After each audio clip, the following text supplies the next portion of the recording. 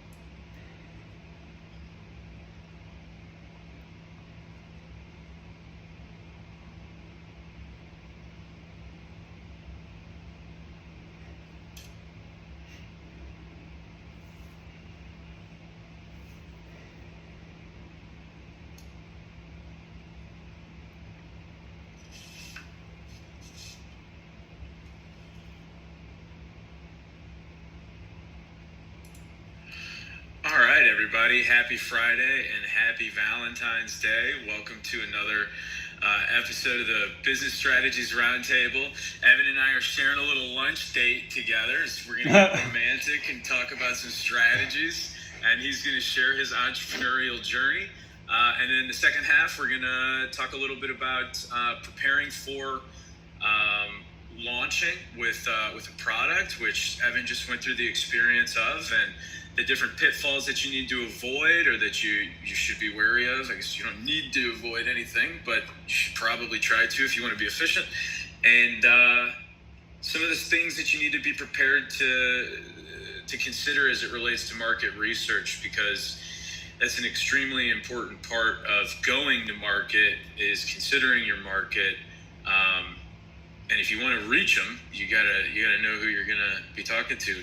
You've moved very quickly through that process and have had some awesome success, and I'm excited to hear about how that's gone for you, and I'm also excited to hear about your story. So thank you for being here. Yeah, appreciate it, Zach. Thanks for having me, man. Tell us a little bit about your journey. So where did things start for you? Did you know that you wanted to be an entrepreneur growing up, or is this something that kind of came together? Tell us your story. So entrepreneurship stemmed for a handful of reasons. I always felt like I was a rebel child and went against the grain too. So that was kind of the foundational piece of it all, if I would have to point it towards a character trait, so to speak. But the second portion of it all, just I knew I had aspirations of a certain individual that I wanted to become, right? And I kind of already had like a sense in my mind of like where I want to be and everything, so to speak. But it's one thing to know what you want to be, but another thing completely different in order to operate like that individual, right? And as I started to uncover like now success is defined by a shit ton of metrics, right? But for myself and everything, I look at entrepreneurship in particular as the success metric for myself in one aspect of my life, right? And so it's funny though, because entrepreneurship transfers into all aspects of your life, personal, professional, and everything in between. But really the entrepreneurship journey just started because I've always had chips on my shoulder. I have a saying, chips on your shoulder, cash it in. And just wanted to get into the premise of having my own business, having freedom. Funny, I thought I'd have more freedom. Can I dig into something? Yeah. You said you were a rebel child, Mm-hmm. and I was also, I don't know if I thought I was rebelling, but I certainly was, I think, disruptive. Mm-hmm. What was rebellious what was rebellious in nature about you when you were young? Because I think most entrepreneurs have some kind of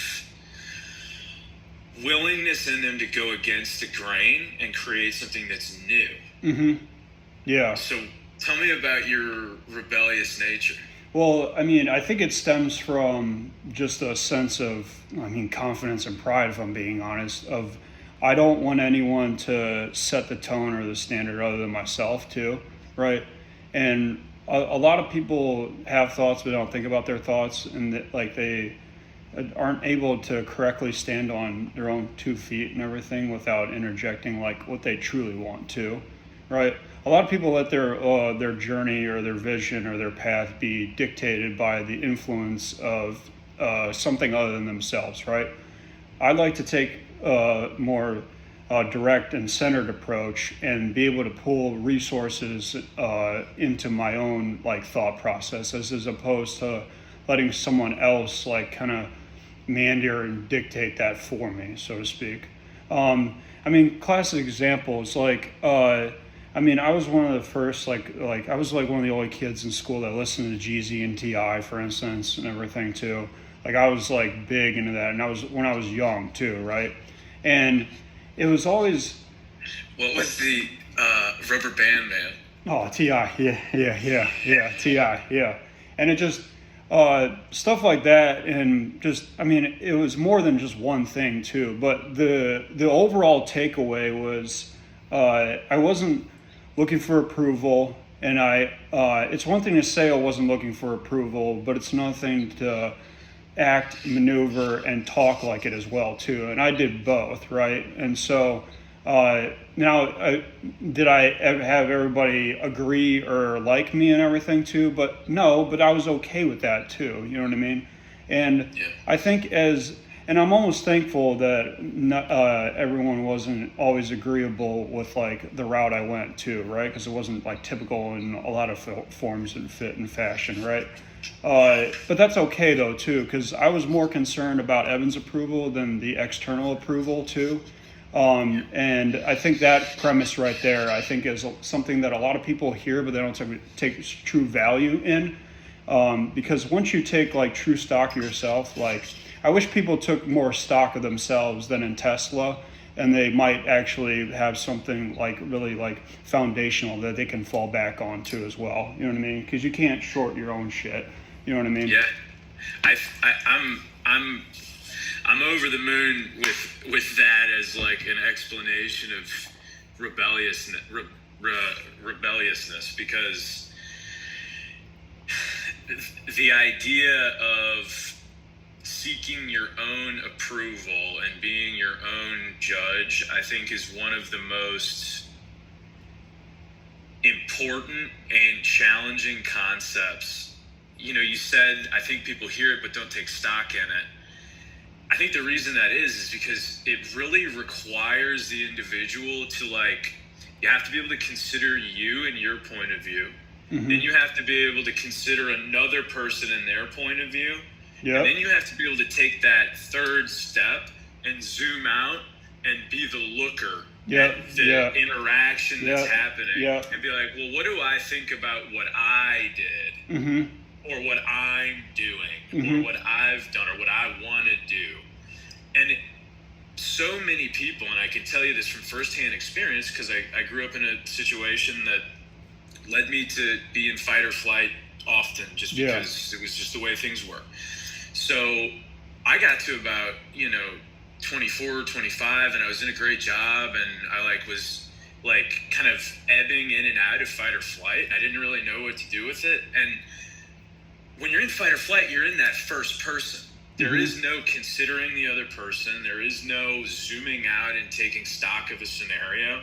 Yep. And my point in saying all of this is, I think the reason that people struggle, to your point, to make connection with that point that you're making and really carry it for what it's worth, so many people are stuck in first person. They're not able to even consider the other. And then they're definitely not able to consider, well, how do I feel about myself, my own approval? So many people are listening to somebody else and they're like, well, what does my boss think? And I was in this space for a very long time. What does my dad think? What does my mom think? What does my boss think? What does my coach think? What do the people in Toledo think? What do the people at Domino's think? You know what I mean? Yeah, and it's like, that can get you far, but people only know you as well as the information. Yeah, exactly. But you've been with you forever. So once you start doing your point, well, what is Evan? Yeah. What do I think of me? And the fact that you had that that's your rebellious nature, like, no, what do I think about this? Somebody did you right growing up, man, to give you that, or you just were I don't know have a if strong soul or something. I don't know if I could point it to one thing.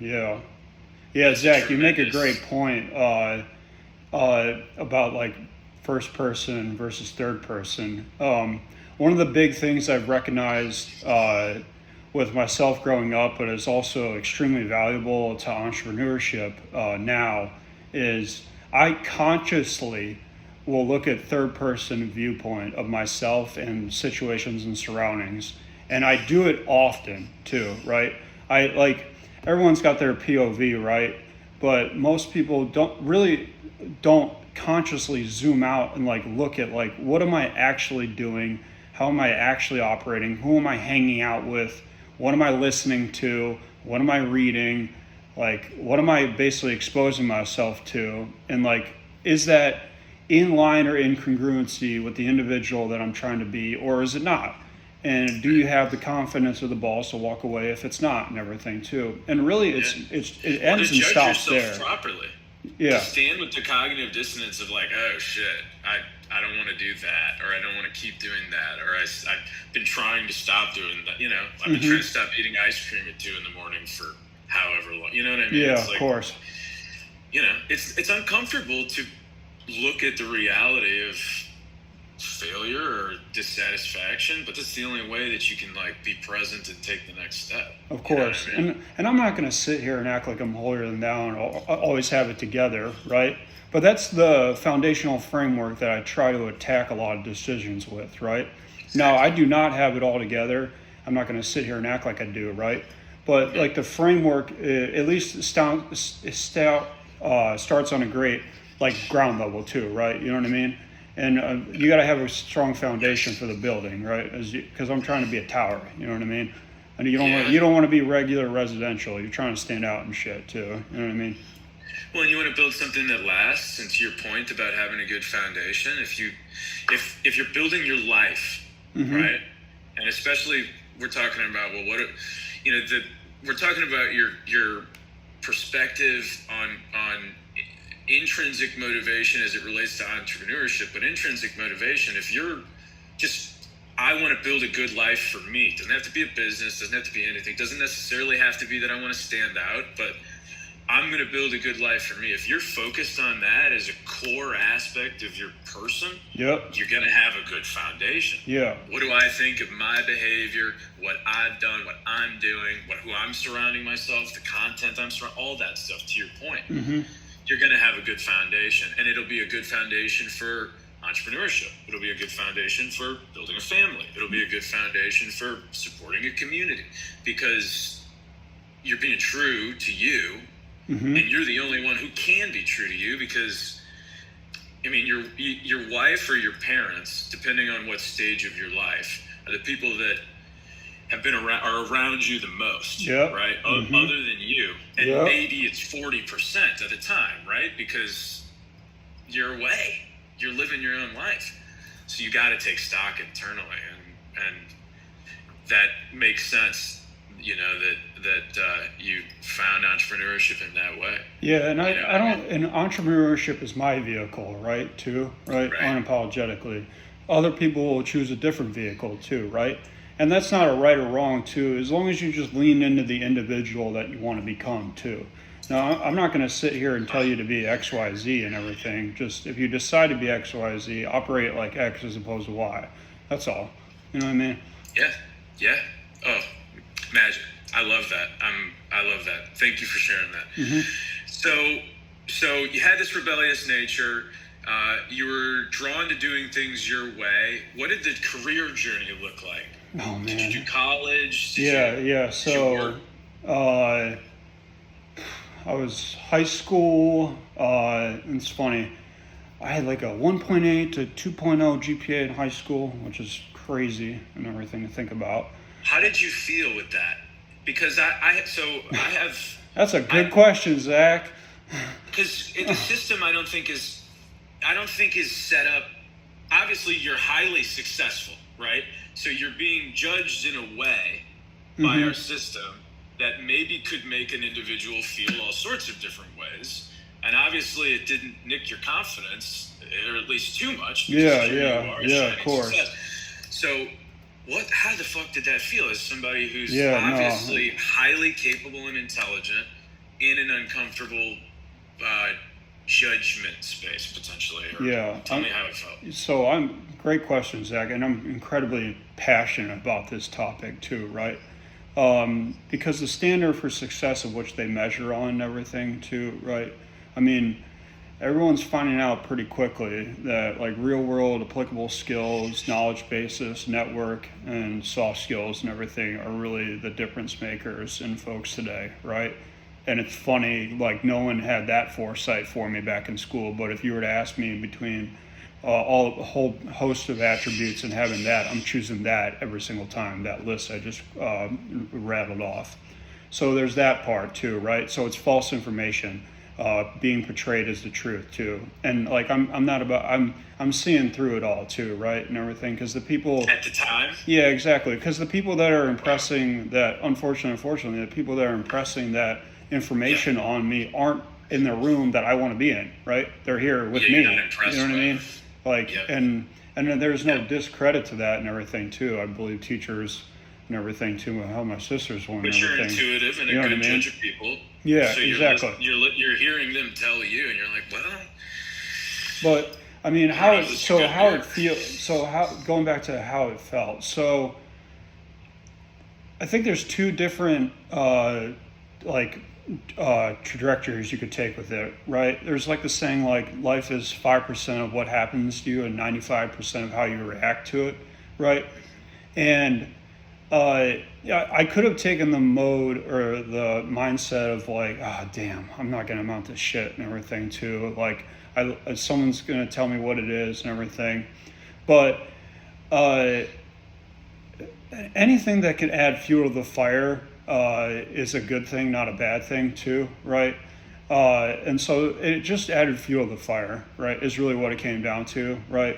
Because the decision was already made up that I was going to have entrepreneurship in my blood and everything, like before I even really got to school and everything too. Like I honestly didn't even know the term or the phrase of entrepreneurship too, but I knew I wanted to operate in a certain regard when I was young, right? So there was that, and there was not a teacher, and there's no one in hell high water that was going to tell me otherwise too. Like there's that stubborn aspect, right, too, right? In like real like sense of like I'm doing this no matter what, right? So there's that part. The other part of it all too is just I like to utilize myself now as a case study though too, because I'd like to point it back towards people and everything too, because like. No, I'm not the most successful person and everything like that I know and everything, obviously, but I've gotten to a point where I'm like at least proud of my accomplishments up to this point and everything, and I'm far from finished. You can quote me on that, but at the same token, it's just I'm glad that I took it there and didn't let something, I don't know, basically outside of me again, like kind of dictate where I'm gonna be and everything. And I think, because I say it now with ease too, but like back then, like, oh man, the amount of like internal dialogue and beat up that I had with myself too. Because like, when you hear that, you're like, all right, well shit, now what? You know what I mean? Like, what is my actual path forward here, right? And when you look at all the options too, quote unquote, then it just doesn't look so sweet if you don't really go and get it too, right? Like the alternative of just sitting there and everything. I'm like, I might as well like go for it, balls to the wall type of thing too, because like what's the worst thing could happen, right? You know what I mean? is kind of my thought process on it all too, right? So, I mean, a low GPA and everything too, like I was like, well, it's all gravy from here, right? You know what I mean? Like statistically, I'm supposed to be XYZ and everything. Pick a laundry list of professions, credentials, however you want to phrase it, right? And that just didn't sit well with me, right? So I didn't sit. I started walking and making moves and hustling, like, you know what I mean? And so that's really how it came about. And then I determined, like, really, I mean, I wanted to, after high school, I wanted to do something right still. Like, I'm not tapping out just because of that, right?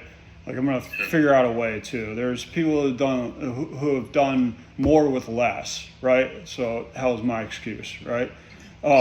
You know, and like, and the only thing I can do is utilize it now for a story to impress upon the younger generation of people that are in similar situation or something like that, to be like, nah, like the hell with that. I'm still going to go and get it regardless, right? And like kind of use that as like a light, so to speak, right? And that means a lot. But outside of that, to high school, I went to Lakeland Community College, but I really didn't have. So you weren't scared off from learning. No, you were like, I can. You were like, let's rock. Well, I wasn't scared off from learning, and I definitely wasn't scared off from organizational structure, right? Because I recognized like, just being in the room of collegiate like endeavors, so to speak, puts you in the right rooms of people that are also just naturally trying to progress their life, right? Yeah. And it's really easy to progress your life when you have everyone else around you progressing, right? It's the other people that are like sitting on their ass with no motion and everything when you start to see your downfall. But if you're like in situations where people are actively trying to improve their situation or existence, you can't help but be motivated, inspired, but also the trickle down effect too of just the permeation of like, networking, thought process, mindset, like what people listen to, what events they're going to, what they value, right? Yeah. You know what I mean? Like what they deem as a priority, right? Because you can say you have a particular priority and not operate within that priority, and then you see someone who's actually operating with the priority that you just talked about, and you're like, oh damn, I gotta step up now. You know what I mean? And like I don't let that just go by the wayside too. After Lakeland Community College, though, I ended up trying to go to Ohio State, but I didn't have the GPA to get into like the business school or just really any school over there. So I ended up going to OSU Mansfield. And what was nice about OSU Mansfield, I don't know if you've been to Mansfield or not, but there's not a whole lot to do there and everything too. And I was also like out on my own then. Wonderful. Yeah, I was out on my own at that point too. So those two, out on my own, and then really just in a different like environment and city too, like gave me a strong sense of self too, right? And allowed me to center like where I want to be too. Because when you're by yourself with your thoughts and you're alone in a new city and everything, you have a lot of time to think about your goals, right? When normally you get pulled in a bunch of different directions because you already have established relationships, right? But when you don't have established relationships and your social calendar, at least at the start, is fairly open, then you have a lot of time hanging out with Evan or you're hanging out with Zach, i.e. you constantly, right? So you start to take stock of your own individuality at that point. And then once you can't avoid it. It can be uncomfortable. Yeah, uncomfortable. For some people. Uncomfortable is relative. It was for me at least. Uncomfortable is relative though too. Uncomfortable would have been staying complacent in the same situation though too, right? You know what I mean? Short-term discomfort versus long-term 90 day versus 9 years type deal. Yeah. And so OSU Mansfield, and then I was able to focus there to at least the point where I was motivated because I'm like, I do not want to stay in Mansfield for the rest of my existence. Like, no disrespect, but I'm trying to do at least something else. You know what I mean? Yeah. And so or see the world travel. Yeah, exactly. And so that spurred the thought process of like, okay, now we actually really should focus, because now I have a goal, right, too, of like just getting out of this situation, because I knew it had improved from the previous situation of Lakeland where I was at prior, but I knew like there could be more, right, and everything. And I don't even know if I'll ever have a tap on that, but I knew at that point, like, I definitely don't want to be here, right? Like, and so ended up focusing enough to the point where I at least got my GPA up to the point where I could get to Ohio State main campus and everything after some time. And then congratulations on y'all's championship. Yeah, I know, right? That was crazy and everything. That team was so loaded and everything, honestly. Yeah. Ryan Day, I saw, gave $1 million to mental health and everything for OSU Nice. Wexner. I just read that in the news recently. Okay. That was one of the things that, I don't know. I mean, championship games are cool, but $1 million towards mental health, that's pretty That's the cool time to too. do it. You know what I mean? Yeah. It says a lot because he's like, well, I have this platform in this moment where I've got all this attention, and what I want to do with it is say we need to do a better job with this in the world. Yeah, And exactly. And I commend him for that too, because that is certainly an overlooked topic though too, because mental health is the starting block for everything else in life too. And you can't try to will it any other way too, right? Your mental and emotional health and everything is the stem of everything too, right? So if you're going to make change in society, you might as well start the root, right? So I love the fact that he did something like that. But ended up going to OSU Mansfield and then OSU main campus, and went for financial services with a minor in business, and ended up getting an entrepreneurial communities, like after hours, completely voluntary too, right? They didn't force me to show up to the shit. And then I ended up graduating and everything too. It's funny, I barely graduated too and everything too. I had a class and everything that talk about now. I had a class and everything where I missed like a couple questions because it was a fill in the blank, like write it out structure test, not like a Scantron type of deal. And it was like 50 questions, right? I don't miss that. Yeah, so it was 50 questions, right? And well, it's funny, it's actually not funny at all. This is kind of a wild story. So I'll never forget, I was in Thompson Library at OSU. I was about to go into my final exam, and this was basically going to determine like if I'm going to stay another semester and everything, because like I've never been great at school, so I was on the hair of my chin even then too, right? You know what I mean? But it's wild is as I'm walking out of the library and I have 20 minutes before my exam starts, I get a call from my mom that says my dad's in the hospital and he has a 90% or so blockage in his heart, and my dad's dad died of a heart attack. So I'm going into my final exam like trying to wager my entire existence and everything, or at least not my entire existence, but I mean it felt like that at the time. Shit. Yeah, you're you're facing a real, like, I mean, potentially losing a parent and losing an immediate member of your family is one of the hardest things that you can go through. Yeah, of course. And that's meeting the moment where all of your work is culminating in a very important and you have to moment. perform. And it's not necessarily a strength of yours. And you're probably going into it with this anxiety and this on top of the additional pressure of the moment. Yeah, exactly. Yeah, wild, God. right? So he has a stent in his heart, and he thankfully made it and everything too, right?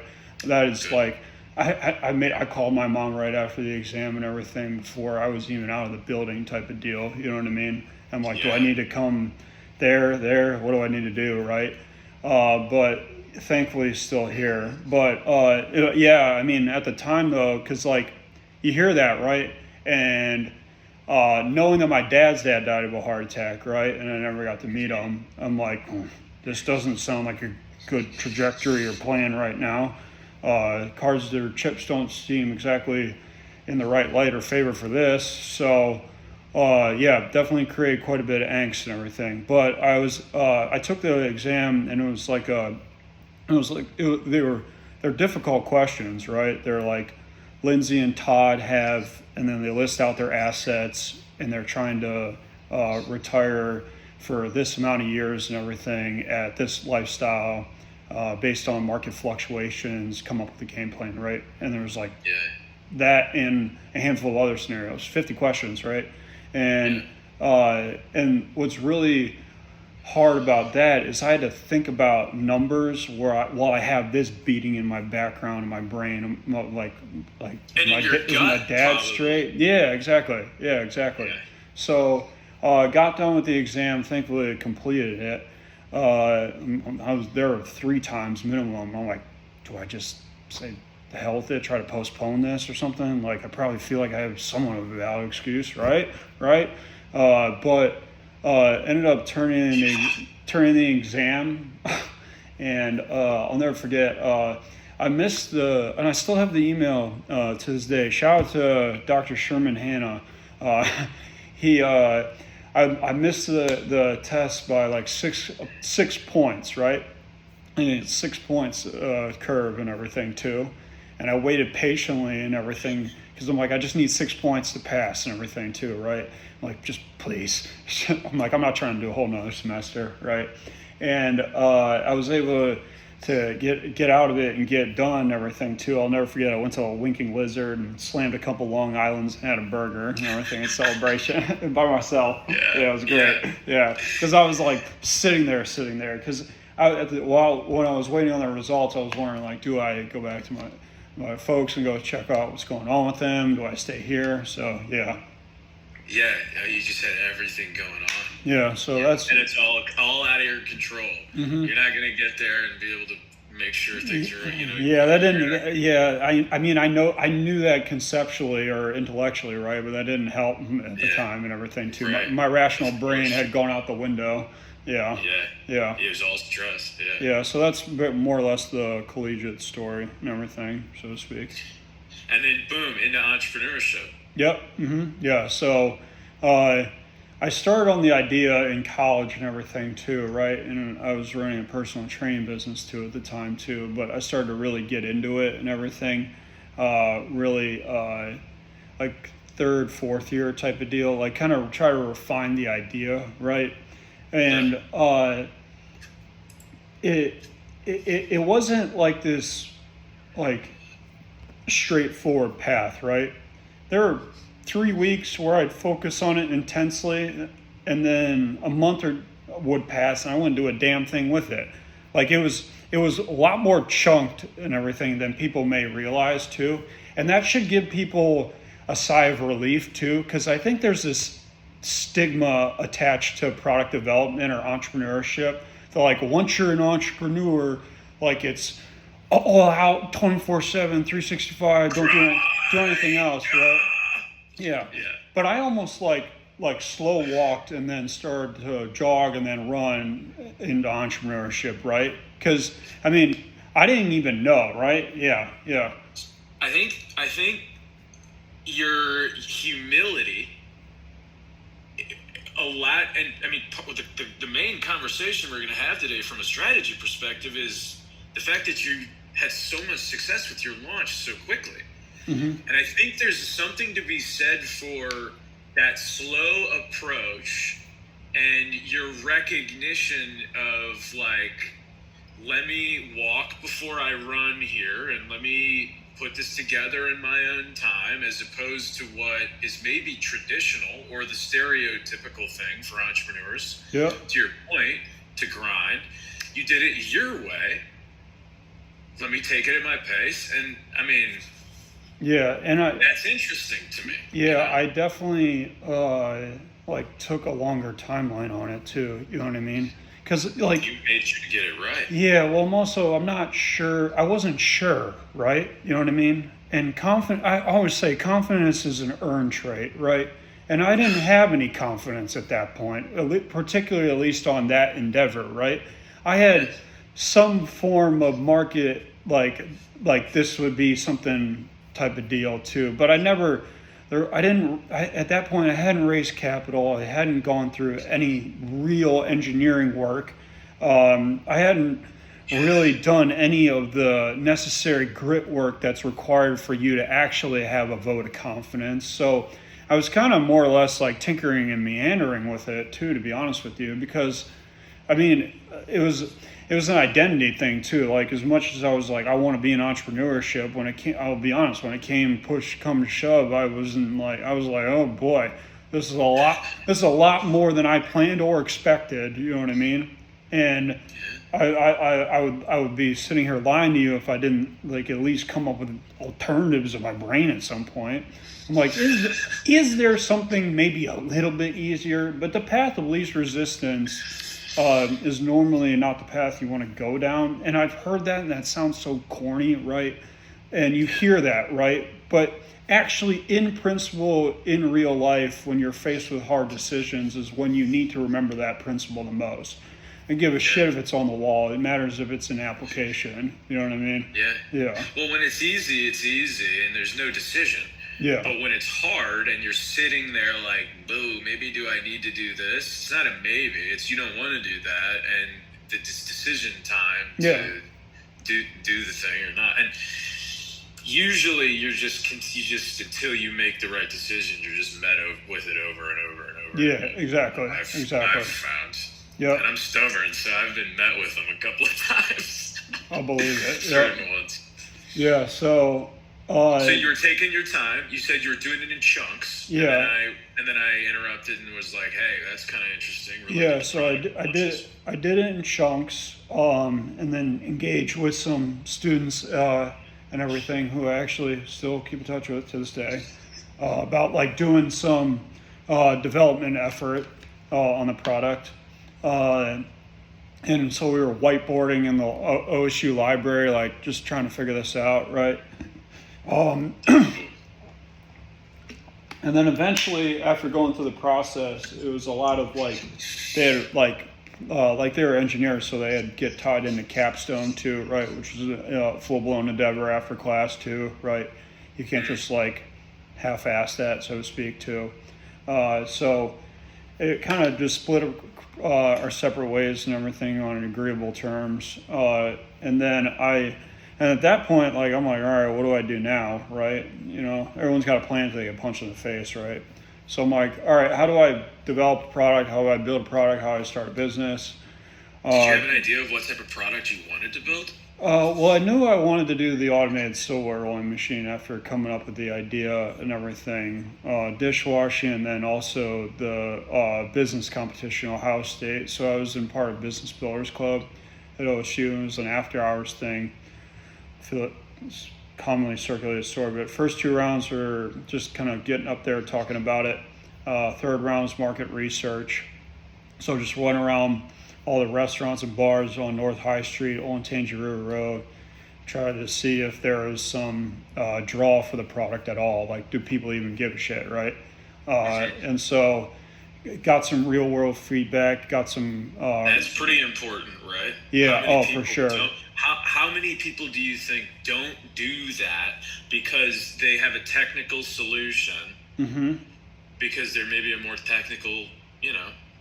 Oh yeah, I mean, a lot of people in entrepreneurship and in especially in like new technology requires people to have some level of being technical, and sometimes those people don't like to have customer discovery conversations. Yeah. How important is it, do you think, to have those early stage conversations around?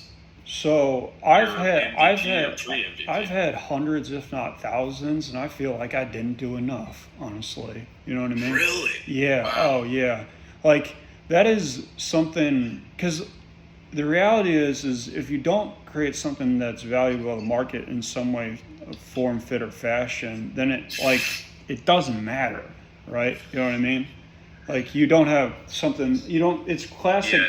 It's classic. You just lose. It's just classic like product market fit, and I'm still going through that process right now too. Like, it's an evolving process, to say the least, too, and it takes multiple iterations. You do it at stages, right? Yeah. To get entry into the market, you it's almost like you've got your piece of value, and it's like the sharp point on a tool, and you kind of break into the market. And if you want to grow a business, you have to keep adding more value. And it's either you do it by, informing more people in a sales team, or and that's part of growing your business, right? Yep. Or it's like, well, and when I talk about, you have to do some customer discovery there. Well, how do they like the sale process? Yeah. How do they like to buy? Mm-hmm. How do they like to have the conversations? Yep. You need customer discovery for that, because if you just roll a process out, you may have people doing things that are inefficient. Or maybe you're going to roll another piece of your product out, or maybe you're going to roll another market out. Or maybe you're in Ohio and you want to go to Michigan. You know what I mean? Yeah, exactly. Each stage of that requires a little bit of consideration and due diligence. There's not a whole lot of because I learned in entrepreneurship is about the efficiencies and focus, right? Those are the two main principles that I'm constantly scrutinizing myself over. And I will say without a shadow of a doubt, if you're developing a product or in particular and everything, go overkill on customer discovery, overkill. There's not a whole lot of things that need true overkill, but that is one of them, I will say.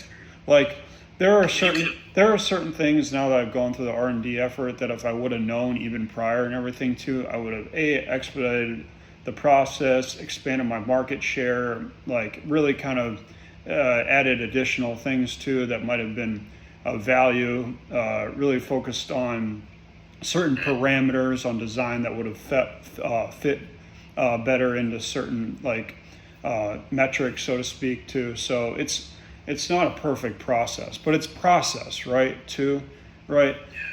So when you're building something from the ground up, starting from literal ground zero, and like with blank canvas, like the world is your oyster, and that's a good thing and a bad thing, right? Too, because you're paralysis by analysis on multiple design decisions, and you're also trying to derive real value and at least articulate on that first and everything, and then work your way from there too. You know what I mean?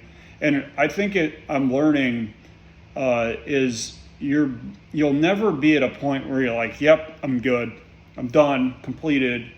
It's always something that you're going to constantly be looking at too, right? Because you want to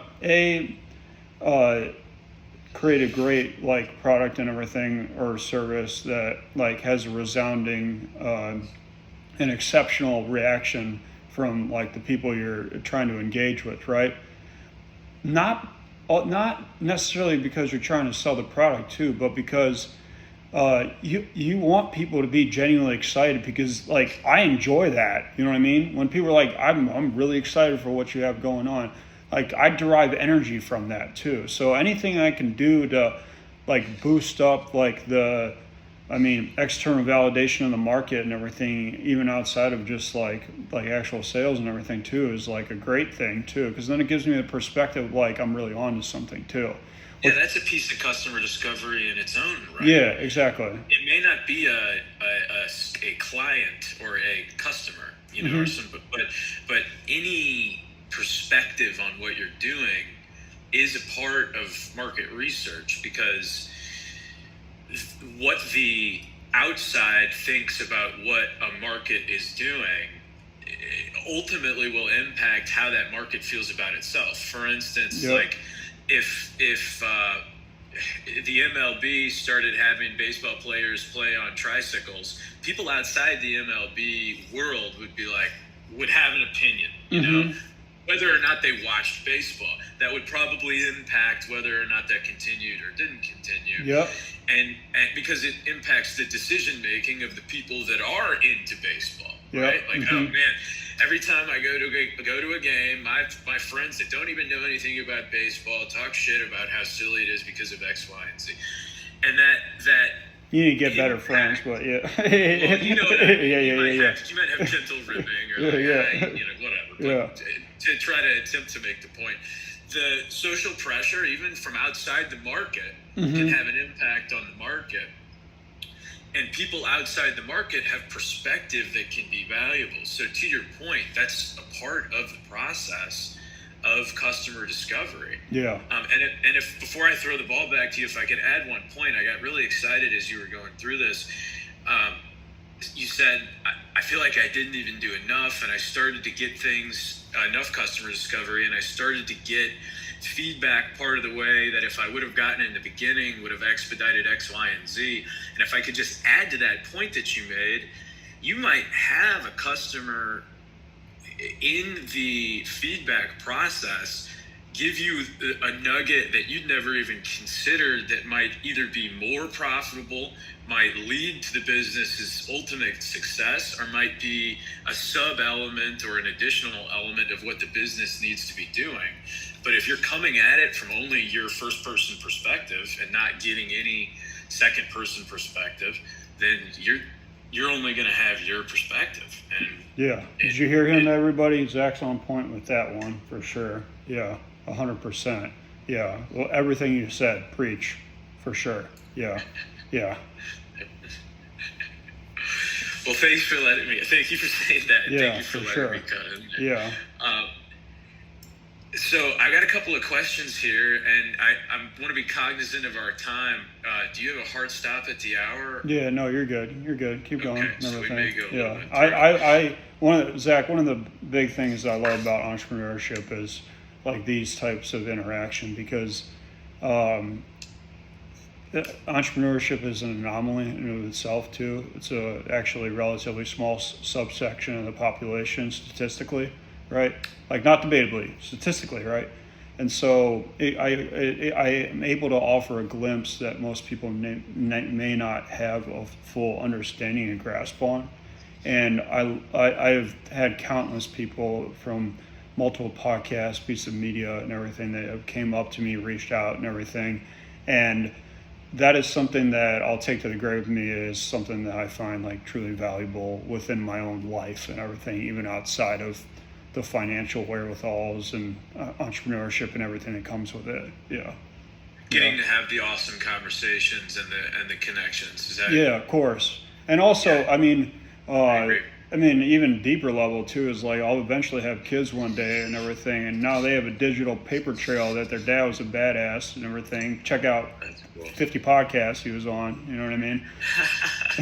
He was really talking about what it really is and not what you want to hear. Yeah. Yeah, that's interesting. Man.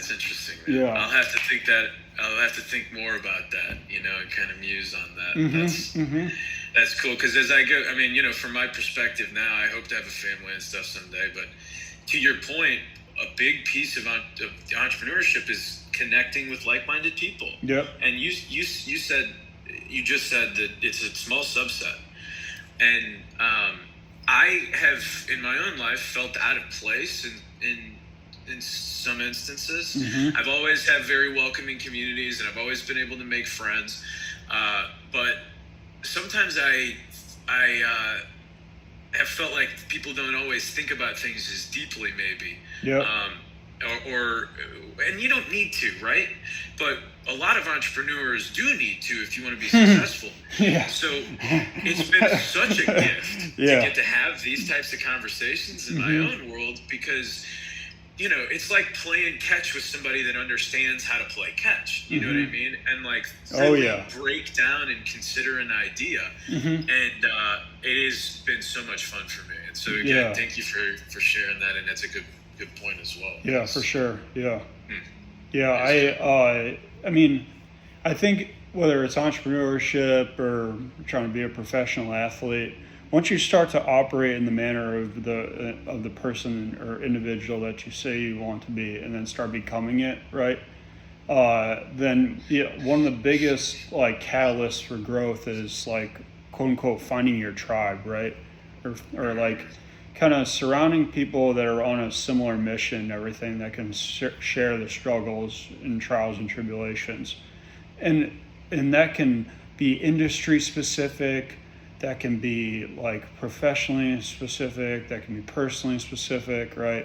But it's really valuable for whatever you're doing to make a conscious effort to surround yourself with people that are like playing in arenas and everything that you find yourself in too. Yeah, there's real value to that too. And so, but there's also real value in playing in other arenas where they're either way above you or way below you, or slightly below you or slightly above you though too, because then it gives you a fresh perspective though too, because like we all have our certain thoughts though too, but like each section has a different way of thinking, right? You know what I mean? And so Yes. if you can take the nuggets, like you say, of like piece of gold that people interject within conversation, you get to see through their lens too. You can then take that back to your own Tribe. basically Lego building block thing you're trying to build, and like, hey, I got a piece from this dude, I'm gonna put on my set type of deal. You know what I mean? Yeah. It reminds me of my favorite Yu-Gi-Oh card, which is when every time it was either destroyed by something or destroyed something, it got a piece of that on its armor. Yeah. I love that card. That's a good one. Yeah. Cool, man. All right.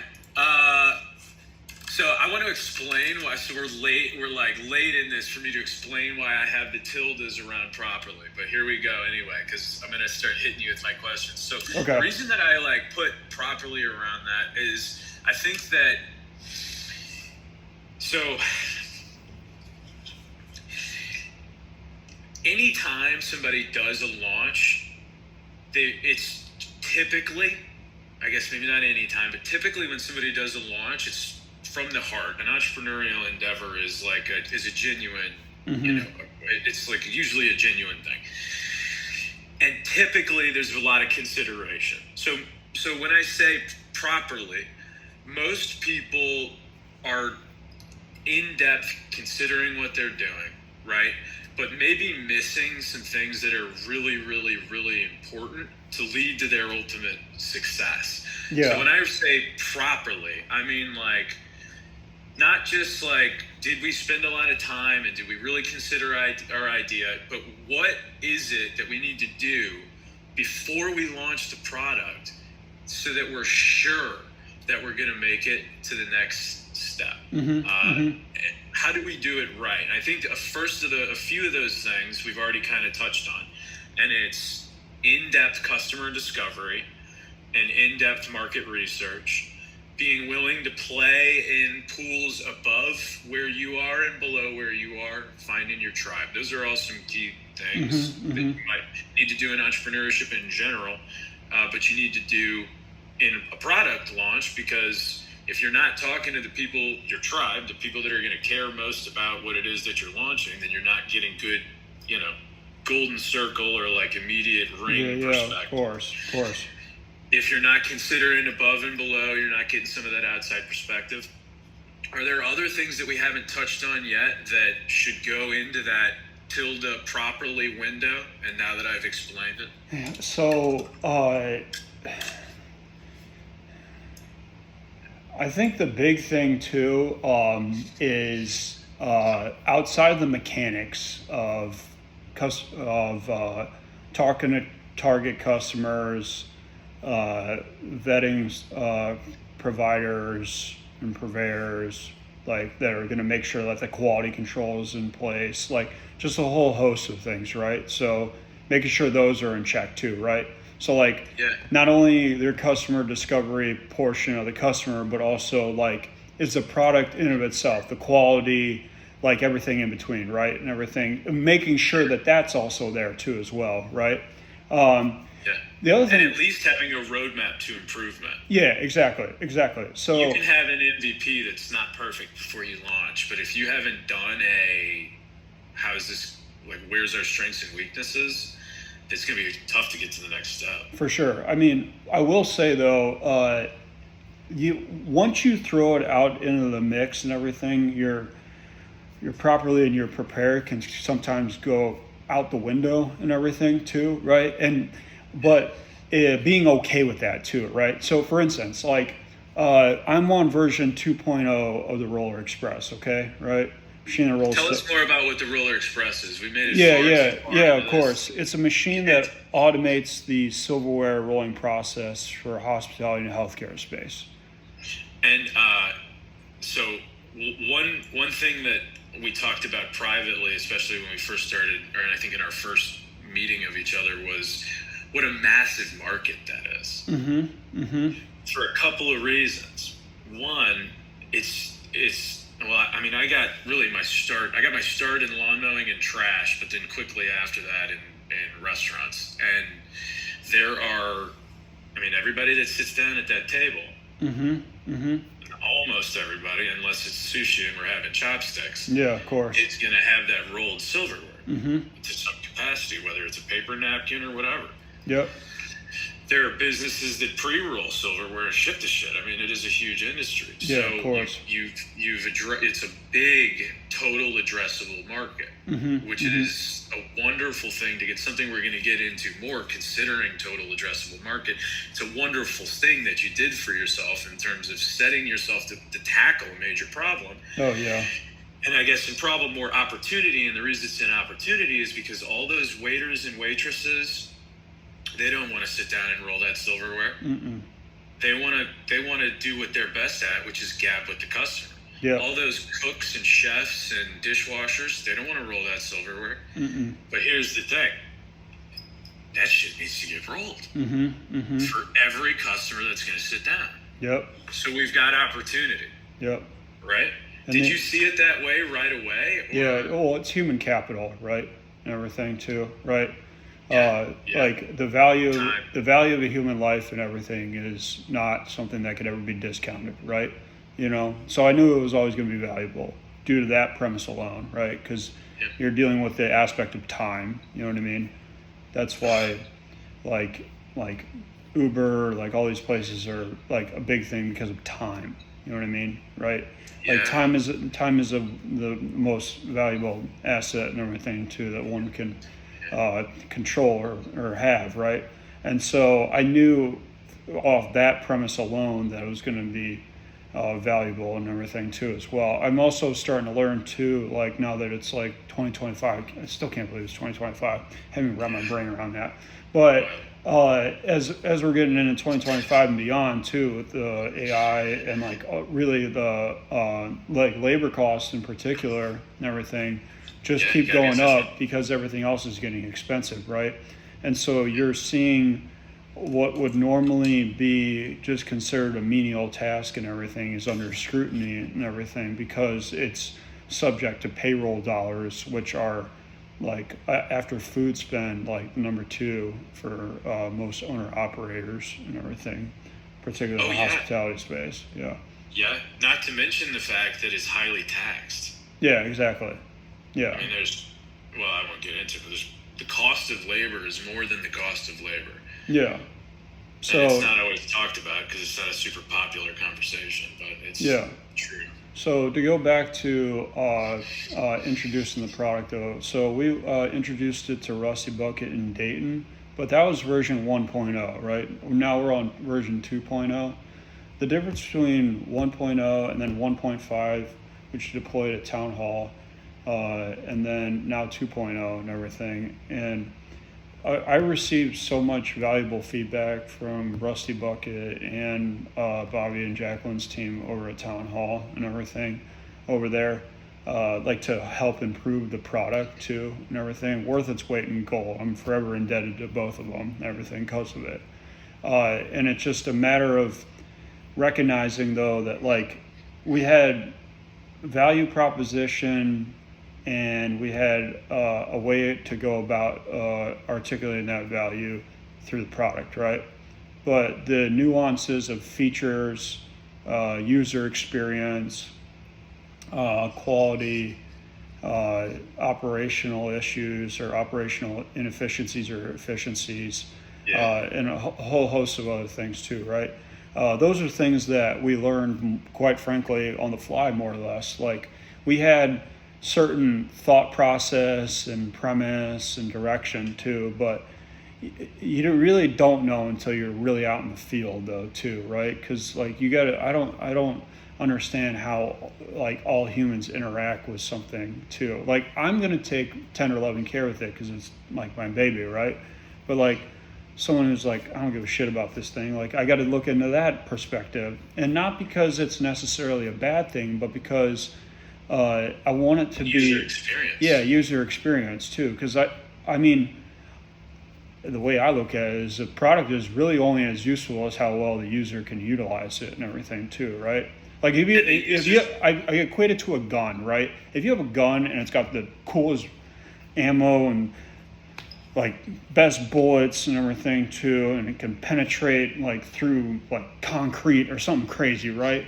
But you don't know how to shoot it, you don't know how to reload it, you don't know how to cock the barrel, like you don't know how to do any of that, then the gun breaks easy. Yeah, the gun is more intents and purposes, not valuable, right? So the user experience is something that we like had premise on, but we learned, and we're always going to be looking at the user experience. I think that's something that people can always look under scrutiny too, because there's products I use to this day that user experience could be improved upon, like automated voice for like large corporations and everything. Sometimes that shit drives me nuts. There's got to be a better user experience for something like that too, right? Because I'm done pressing one. You know what I mean? Yeah. Right. There's that, and if I could add on to the point that you made, or the point you made, I'm gonna have to grab it again because you just reminded me of an experience I've recently had with automated systems. Oh, the user experience. So the user experience is, and I think this is an important point to make. The user experience is needs to be from a couple of different perspectives of the buying individual. Yep. So there's the person that's utilizing the roller, right? Or that either has to fill it, or that has to maintenance it, or has to clean it, or whatever the function is. And they're having a user experience as the user. Yep. There's the user experience of the owner or whomever is responsible for the purchasing of the equipment, of how often they have to buy it, the cost of maintenance, how often they have to maintain it. Yep. And then there's also an experience of the manager or the owner or whomever purchases it and then has to teach whomever how to use it. Yep. And each of those different pieces of the process is a part of the user's experience. Yep. If every time I use that super special gun you're talking about, I have to it's really great. It's got all the best bullets. It does all these things. But I have to get a 9-foot pole with a big feather on it. Yeah, exactly. Then it might not be all that efficient. Yeah, exactly. Yep. Or if I have to buy, every time I, shoot it, I have to buy the whole thing again because, whatever. It's also part of how you package and sell, how often you have to replace. The experience is not just at the time of purchase. Yeah. Or not just at the time of use, or not just the time of first use. There's a whole host of experiences when you're working with a company. Yeah. Maybe you guys provide phone service, related to, or whatever, related to its, or maybe you send somebody out there to fix it or something. Right? Yeah. Well, where they have to talk to you guys, and that's a user experience. Perfect example, like an industry first that we've done is we put a camera inside the machine and everything, which allows for a diagnose on particular service issues too, right? So we're able to tap in remotely to the Wi-Fi and be able to see into a portion of the machine to see if there's any particular issues. Yeah. So you could expedite fixing it. Yeah, because exactly. They want to get it fixed because they have, since they've been using your tool, they don't have servers that are expecting to roll silverware. So they need to get that shit fixed because maybe they don't have even people trained to do it. What are we going to do? We need to get it fixed. Yep. Yeah, anything we can do to make it seamless for them too is more or less the focal point that I try to look at any decision that I have with this, whether it's creating proper infrastructure through a host of YouTube videos, whether it's a QR code, for instance, that allows for people to pull up resources, whether it's world-class support, world-class distribution partners, world-class manufacturers, and a whole host of other things too as well. I'm constantly looking at how can we make that better, because like you were saying, it's not just from the point of purchase or the point of interaction, it's everything encompassing that too. You know what I mean? And I think it's about having raving fans too. I forget who coined that phrase, but if you have 10 or 100 raving fans, then you have a whole economy to pull from though too, right? And so I'm working on building kind of that raving fans aspect too. You know what I mean? Because I think as the world gets inundated with even more products, like endeavors or innovation, it's cool to have the nice gizmos and gadgets and everything too, but like the seamless transition from, like you were saying, like the staff sense to the owner operator sense to the service sense. You want anything that creates less headaches, right? You know what I mean? Like anything that creates a headache is something that needs to be essentially addressed, right? You don't get headaches on things that don't need to get addressed, right? You know what I mean? So anything that I can do to mitigate that, and I'm obviously dealing with a lot of variables too, and I recognize and accepted that too, but that doesn't give me, nor do I want to have an excuse for it and everything too, right? So I'm constantly looking at process, constantly looking at like from dumb it down, like how do we take it from someone who has nothing to do about the machine to now being able to correctly utilize it in like 5 minutes flat, you know what I mean? It's kind of like the thought process behind it all. And then obviously the service side too and everything. Now you got to start from a level of basis knowledge and everything with that, obviously, because it is a piece of machinery too, right? But outside of that too, like, I mean, there's a part on the screen that's outside of like the normal interaction too, which allows for the service techs and everything to have a touch screen that engages every point and aspect of the machine. Everything from how the gantry to like how the actual like napkin gets placed and rolled, and all the mechanisms and systems that come that together. There's now like a Rolodex that allows them to like pick and choose like on a menu, as opposed to trying to fuck around and figure out like this one. Now they pull up a nice screen and then they can individually select each one and then press a button, test and everything too, and then kind of go down the list and everything and like kind of do like a checklist, so to speak, too. So it makes for a more efficient service process too. And that's something that the manufacturer like spurred and everything too. So yeah. So it's been your manufacturing partner. Yeah. So it's been a collaborative effort. Having good partnership. Yeah. It's been a collaborative effort too, right? Yeah, they want you to sell more, right? Yeah, that of course. Manufacturers like, Evan, a lot of businesses like that set it up this way. We want to see you sell a bunch more because we want to make a bunch more. Yeah, of course. Yeah. Here's this. Well, it's also that idea. I have the hospitality perspective because I was in the industry for a decade over, and then they have the manufacturing like perspective, right? And they don't have my perspective, and I don't have their perspective, but that doesn't mean they can't coalesce, right? Too, right? And so you can take the strong points from each and then interject it too, right? So, for instance, I'm big on like, all right, you got to understand the environment and the ecosystem of restaurants and like kitchens and everything too, right? And really understand that too. Like you got to understand the rush, you got to understand slow times, you got to understand like people just not caring, you know what I mean? You have to actually really incorporate all that too, right? And like be really honest though too. And I have that perspective, right?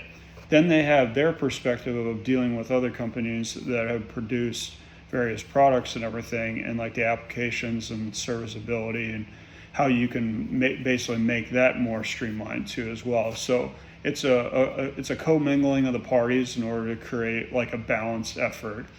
So we hit not only the service side but also the user experience too. So collaboration is always the key. Yeah. Absolutely. Yeah. That's cool. That's really cool. And you go into that depth. It's cool that they shared that with you. But part of it kind of tying back to your product launch or related to, doing that research is you're going to get, so two things. One, go into the depth with your product. Because if you go into depth, like you go into depth so they don't have to go into depth. And then if you go into depth with your product, it's easy for them. Now you're differentiated from your competition. They either also have to go into depth or you have a differentiator. Yep, and exactly. It's not free to go into depth. It requires time and attention, which some people have more or less of in their organizations than others. So sometimes it costs more or less, right? Yeah. But if you can afford to spend your time and attention, like, you were talking about having done it in bulk efforts. Yeah. Right? Well, I feel like you can't afford not to, though, too. You know what I mean? In the long run, you can. You know what I mean? Because like the impression of your product is more important than the product itself, right? Right. You know. But then you do that depth for them, so then they don't even have to worry about it. Mm-hmm. Mm-hmm. And that is even more on the customer experience side. Yep, 100%. Yep. It's vital, man. It's vital. Do you want to share some of the things that you wish you would have known, or some of the pitfalls that you ran into that you want to flag for anybody else? So I'll go to. There's a way to think about it, and then there's the application of it too. So the application of it, always overkill on customer discovery. I can't state that enough and everything. Really get it out there too, right? And that's the fun part too. Once you really start to get people's feedback too, you should look forward to that, right? That's one for sure.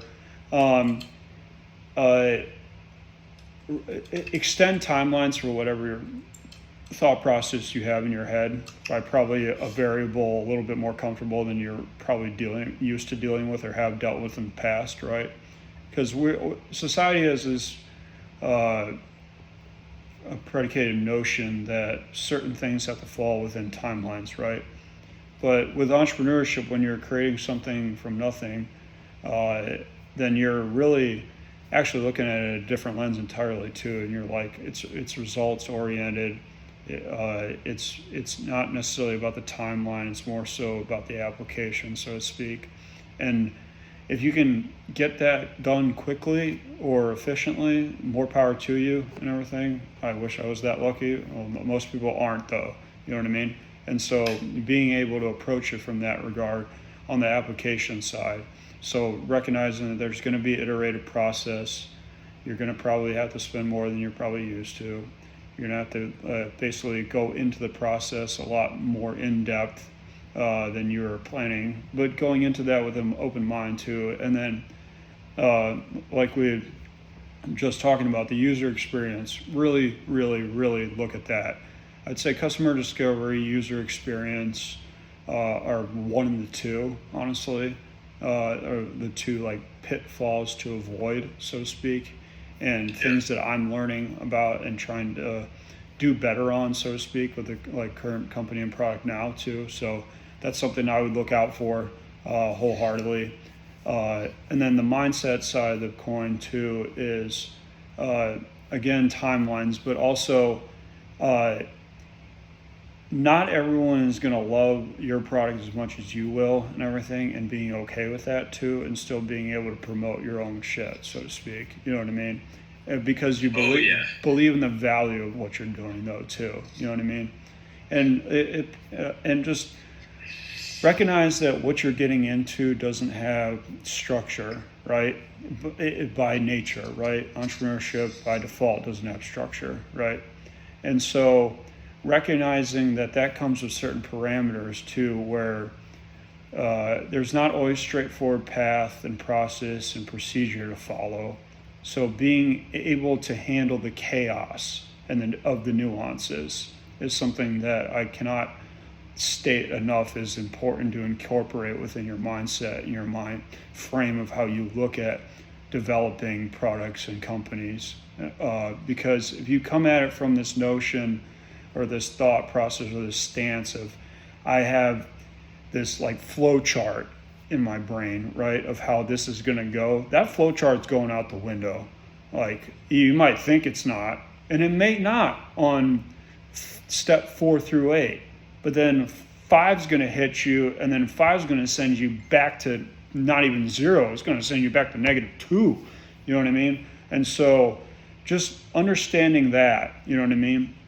And just keep on keeping on too. I mean, the brand that I've created for myself, and anybody who really knows me can point a test to it, hell, I had my old roommate from college hit me up when I posted the machine. He's like, wow, you actually pulled that off and everything too. This wasn't long ago. And just recognizing like the steadfast commitment to building something great is always going to be better than meandering through mediocrity too, right? And trying to figure out if there's a more efficient way to do it. You know what I mean? Efficiency is not really what you're going after necessarily. You're looking forward for constant execution, and constant execution will bring about the efficiencies by natural default. But if you're trying to go at it from an efficient nature off the rip, then you're immediately getting into a situation where you're paralyzed on decision making and action. And if you're always trying to basically only go for efficiencies as opposed to execution, then you're going to be stifled on your own progress that you could have made. So focus on execution over efficiencies, and the efficiencies will eventually work themselves out through user experience, application, quality, a product and service, right? And then it'll come full circle, right? And so being able to do that happy song and dance, and making sure that you're okay with that too, emotionally, intellectually, personally, professionally, everything in between, right? That's why it's important to have not only a solid relationship with yourself, happy Valentine's Day, but also like the general premise and everything of just making sure that you're surrounded by great people too, because you need people that are propellers, not anchors within your life too, because like it's going to hit you in the face, I promise you, and you're going to want to know what your get back up plan is. And sometimes that resource of what your get back plan up, unfortunately, isn't always going to be you.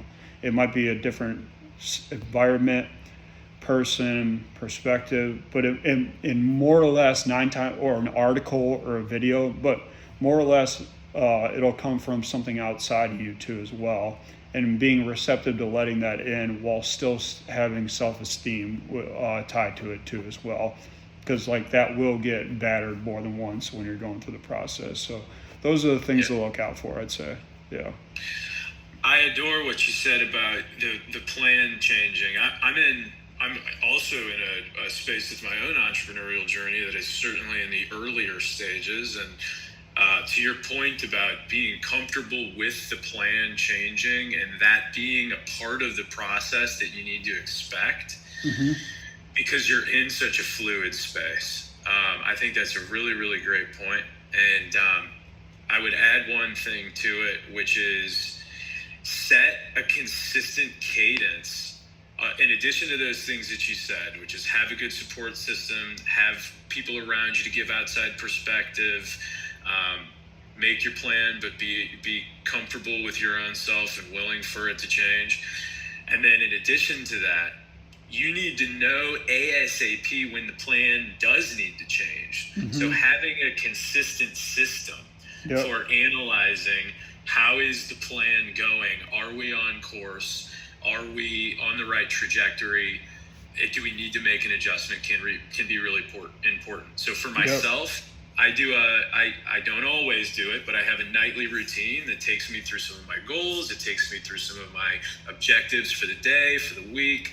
Am I on course? And if I need to make an adjustment or change things, I execute.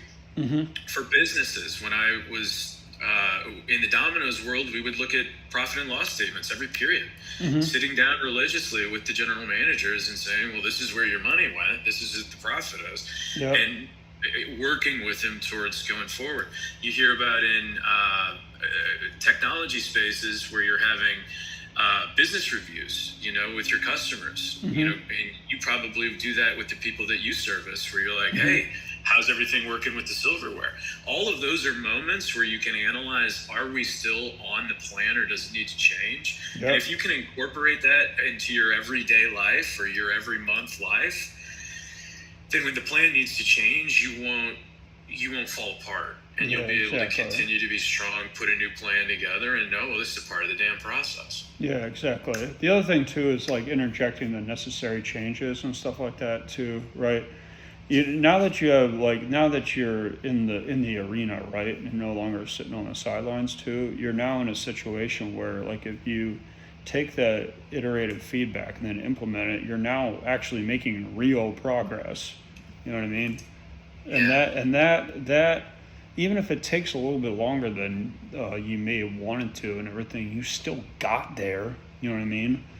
And so it's like, and if you set up a product correctly and everything, if you get there just once, you're good. You know what I mean? So it's like I mean, I was reading about like Nest thermostat and everything too, because they were talking about like a hardware as a services model, which is something Alphamated is really leaning into as of late. And it just talked about like the product development process and everything in between it too. But it's just like if you get the product down and then you're open to tweaks and changes and everything too, then the progress that sounds like annoying to deal with or frustrating to deal with or hard to deal with is actually just, all right, no, you're just creating a more foundationally sound like endeavor all around too. You know what I mean? So it's really problem solving. Yeah, exactly. You're problem solving. Yeah, exactly. And problem solving too, right? Not like problem pontificating though too. You know what I mean? And that's what's really valuable, just kind of getting out there too. You know what I mean? You really just got to throw yourself to the wolves is what I've found too. And then it's like, what people say, like build an airplane while you're falling down a building or something like that, like falling out of a parachute. Like that's really what it is. Like, it sounds cliche or like whatever, but that really is the premise and the case. Yeah. Requires that self-belief that we talked about in the beginning. Mm-hmm, You gotta know That's who real you are, conviction. know you're on the right path, and then keep applying it. Yeah, of course. Is there anything else that you'd like to share related to the product launch process, things that people need to consider?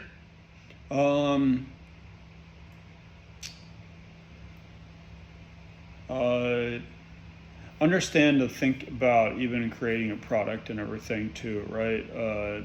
Be grateful for not only yourself, but also the fact that you're even like thinking about approaching it and actually doing it too.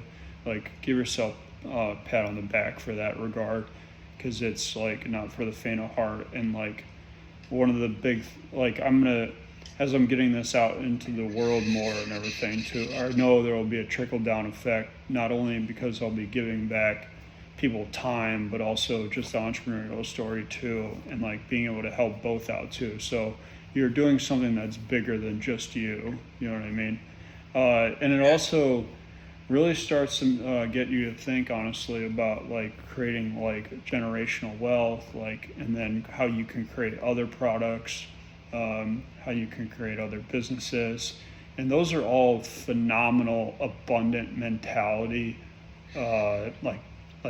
like thought process that if you can impress upon that not only yourself but everybody around you, then it does nothing but good. You know what I mean? Because the world feels scarce in some regards, and then you get around someone who talks about building products, building businesses, or just really getting out there in any regard in their own life, and then you can't help but feel like motivated and inspired. So like just recognize that like anybody getting into this process is like, you don't recognize it right now, but you're building not only a business, a product, and a company, but also a community and a following, either vicariously or through the woodwork, so to speak, too. So recognize the value of that and everything, and don't discredit that too, because you're making impressions on people that you never even thought you'd be impressed upon, you know. And then the other thing too is just come at it from a sense of play more than a sense of work too, right? Like, not necessarily because it's like childish or not trivial or whatnot, but because when you allow your brain to go from work to play or play to work, or be able to meander or make the two like collide, so to speak, then you're allowed to now you now have a much healthier stance on product development too as well, and so you're now like in the how can I make this better because I want to make this better? Because I'm your baby. Yeah, exactly. And like, but really lean into that though too. You know what I mean? Because like, there's a lot of like scary, I don't know if this is going to go, this RZ and everything too. And if you attack it from the play aspect of like, I'm just trying to create something that I would love to use and I think would be like something I can apply in my own life, or if I was that target customer, would I utilize this and what would I do and everything to basically improve upon this, or and every metric too, right? Then if you take it from that aspect, then the business application of it all falls naturally too, right?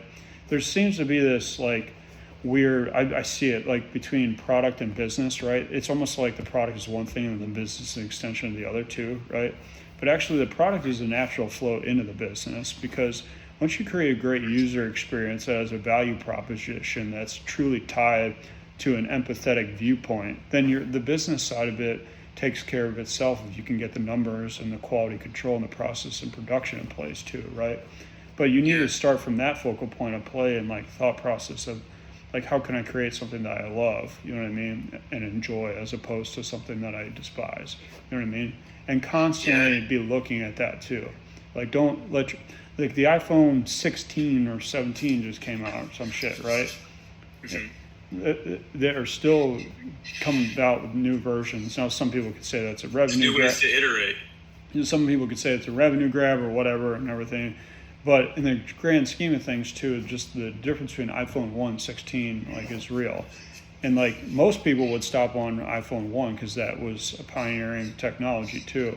So recognize like whatever product development. Well, they certainly could have from the money. Yeah, exactly. Yeah, but they didn't. And also, but the big thing too is like product development, I've learned, is something that you're going to be in the long game with too. So regardless of however you want to phrase it. So I recognize that and accept that too, right? And because if you recognize that my brain's never going to let this tap, and like there's going to be stop points at some point, but it's not right now too, then you're giving yourself a little bit of a breather and everything too, to come at it from a much clearer perspective.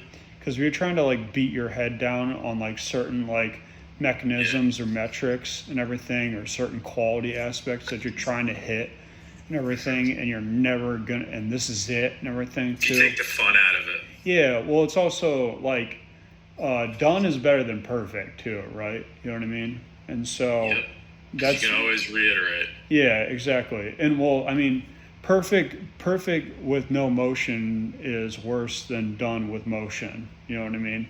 Because perfect, there might be the best product, but if it sits on a shelf and no use, it gets no use. You know what I mean? So the value's not there. So that's a big thing I'm even doing more, is just throwing the technology out in the world. I understand that it's a new technology too. The other thing I would give people a recommendation is offer demos, like free demos, because like seeing is believing too, right? You know what I mean? And so, or at least small paid trials, right? Some form of like letting people recognize, and that like with them being first in, to allow them to tinker, give you feedback too, right? And really like be grateful and thankful for that too. Like Michael Bennett over at Chicago Gaelic Park, we gave him a version 1.5 after we tweaked it for Town Hall. And there were a handful of like feedback points and loops that he gave us and everything that we had thought to implement and everything, but it's phenomenal that he basically confirmed our thought process too. And so I wouldn't have had that perspective had I been like stickler on like a bunch of other things too, right? So just kind of lean into like care more about feedback, application, and user experience than trying to get like some form of like a partnership or something created off the rip or off the gate, right? Focus on how they interact with the product and enjoy the product, and what tweaks and changes you need to make, and keep going back to the drawing board again and again. Because once you do that, then they'll be excited, because not only will they have emotional buy-in because I feel like they've given their perspective and everything too, and whatever people give perspective on, they care about too, right? Yeah. But the other token of it all is now getting into a situation where it's collaborative and it's more. I'm not trying to necessarily sell you and everything a product. I'm trying to create a piece of technology or service and everything that would improve your life. How would you want me to go about it, right? If you were me, and then let's figure out a way to make some monetary exchange and everything, because I want to be able to do this for you time and time again, and be able to allocate the resources and efficiencies in order for you to experience this over and over again properly. Yeah. Wow, that was well said, man. Yeah. That was well said. I can't wait to clip that. Yeah. I can't wait to clip that. Yeah. That's good stuff, man. I think the only thing that I would add is everything that Evan has shared as a strategy for handling the launch process for a product in this podcast today is also applicable to your brand or other types of businesses that you're going to do. Mm-hmm. Because everything needs feedback, everything needs iteration, and everything has opportunities for growth. Mm-hmm. And if you can, whether it be a hands-on piece of technology like what Evan is working with restaurants on, or whether it be conceptual ideas with what I'm doing, in my organization. And there's some hands-on elements to it with our leadership program, but for the most part, it's a lot of strategy stuff. And now there's some hands-on pieces with websites and all that. But either way, the point about delivery and experience, user experience, taking feedback, collaborative nature, all of that stuff is applicable to your business regardless of its delivery, whether it has a product or whether it has strategy based, or even if it's a gas station, right? Your product is the gas and the user experience is coming in and it being a nice experience. It's all applicable for when you're launching your business, that you should take feedback, get feedback, apply it consistently, and all of the wonderful points that Evan has made today. So thanks, man. Yeah, of course. This has been a blast. This is a really fun time. Yeah, I'm looking forward to watching this back and everything too as well. Me too, man. Because I always learn a lot when I go through this process too as well, about myself and speaking style, and also, but like, because I want to, again, talking about refinement, I try to refine my speaking engagements and everything too, right? To see how I can get better and everything too. You know what I mean? So I'll go back and scrutinize the product of Evan. You know what I mean? Man. That's a good point. Yeah. That's a good point. Tell people about how they can, so I love folks in the restaurant world, and there are plenty of them that I'm sure would be excited to engage with you and your tool. And then I know, so let's say there's somebody that's watching that wants to engage with you, work with you, or just connect and learn more.